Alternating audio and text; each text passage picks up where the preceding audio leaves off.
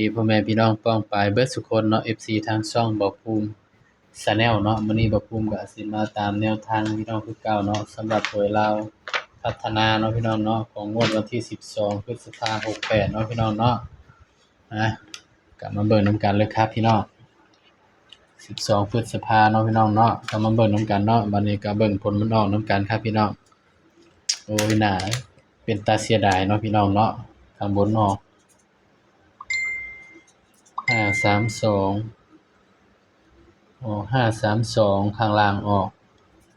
25พี่น้องเอ้ยสำหรับตัวเด่นเนาะก็มาที่ตัวรองมาแต่5ตัวเดียวพี่น้องเข้าแต่5เนาะพี่น้องเนาะนี่เข้าแต่เลข5เด้อพี่น้องเด้อนี่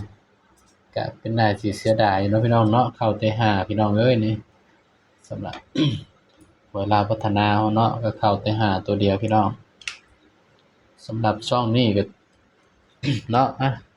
ตัวเลขก็มีเข้ามีหลุดเนาะพี่น้องเนาะเข้าแต่5เนาะพี่น้องเนาะนี่เด่น4 5 6เนาะก็มาที่5พี่น้อง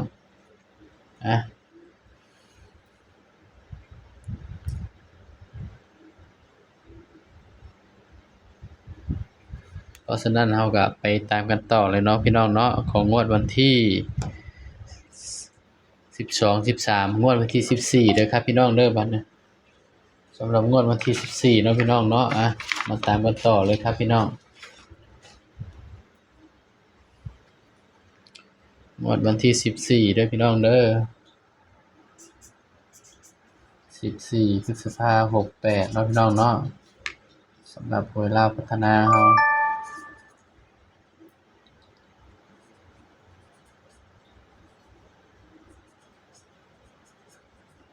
สำหรับมื้อนี้ก็เข้าแต่ตัวเด่นเนาะพี่น้องเนาะก็เป็นหน้าที่เสียดายเนาะพี่น้องเนาะ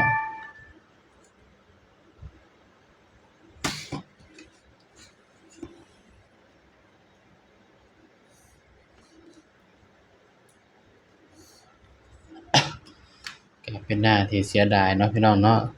เสียดายเนาะพี่น้องเด่น3ตัวมา1ตัวแต่ว่าจับคู่บ่เข้าเนาะพี่น้องเนาะมันอาจสิบ่แม่น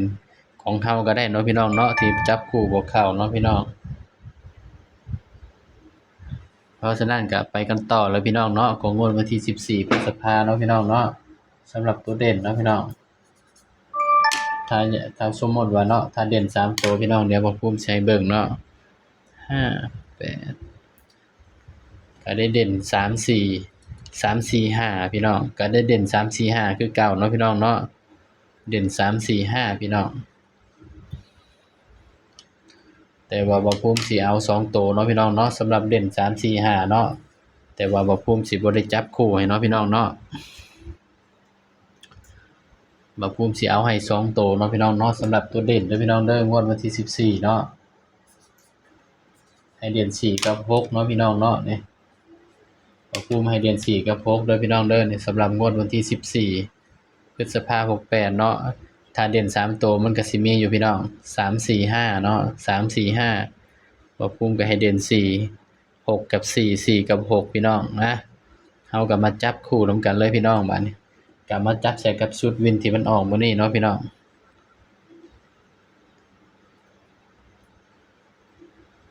ชุดวินที่มันออกมื้อนี้เนาะพี่น้องเนาะก็สิมีอยู่พี่น้องจับคู่ก็42 43 45 42 43 45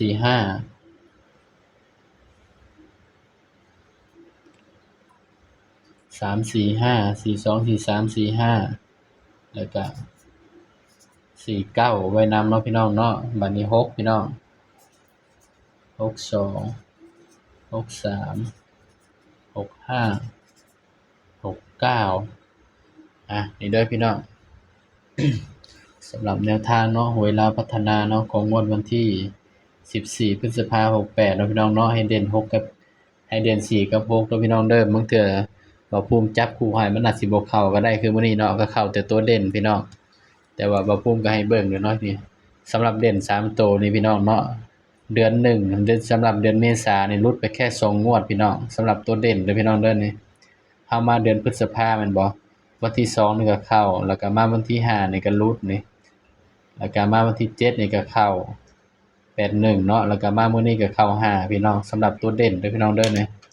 แต่ว่าบ่ภูมิบ่ได้จับคู่ให้เด้อพี่น้องเด้อสำหรับตัวเด่น3ตัวเนาะ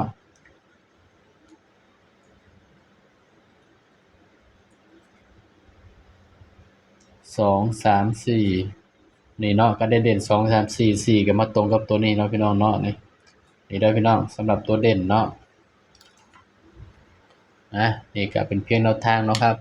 สำหรับตัวเด่นเนาะบ่ภูมิก็มักไปที่4คือเก่าเนาะพี่น้องเนาะมักเลข4คือเก่าพี่น้อง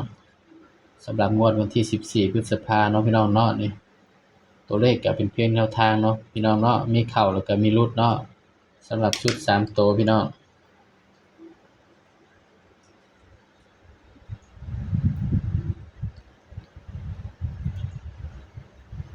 ชุด3ตัวเนาะพี่น้องเนาะวัดใจเม็ดเดียวเนาะพี่น้อง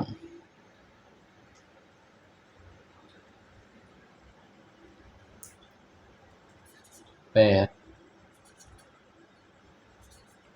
5 4เนาะชุด3ตัวก็นี่ก็เป็นเพียงแนวทางเนาะพี่น้องเด้อตัวเลขก็มีเข้ามีหลุดเนาะพี่น้องเนาะสำหรับคลิปนี้เนาะบ่ภูมิก็ฝากพี่น้องกดไลค์กดแชร์กดติดตามช่องบ่ภูมิ Channel นี่เด้อครับพี่น้องเด้อ